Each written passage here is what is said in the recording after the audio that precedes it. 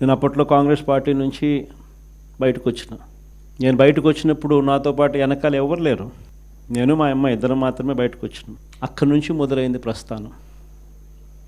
నాతో పాటు కొంతమంది నాయకులు, నా మీద వ్యక్తిగతంగా అభిమానం ఉన్న నాయకులు కొంతమంది, మా కడప జిల్లాల నుంచి మరి ముఖ్యంగా కొంతమంది నాయకులు నాతో పాటు రావాలని అడుగులు ముందుకేశారు. దేవుడు ఆశీర్వదించి నేను ఎదిగినప్పుడు, నేను బాగున్నప్పుడు అప్పుడు రండి అని చెప్పి కొంతమందికి చెప్పిన. ఇట్లా రాష్ట్రం వైపు తిరిగి చూస్తే ఎవ్వరూ లేరు వెనకాల, కేవలం నేను, నాతో పాటు అమ్మ, మేము మాత్రమే ఉన్నాం. ఆ ప్రస్థానం అక్కడి నుంచి మొదలైంది. కానీ రాజకీయాలలో ఎప్పటికీ కూడా విలువలు, విశ్వసనీయత ఇవి మాత్రం ఎక్కడా ఎప్పుడూ తగ్గనేలా.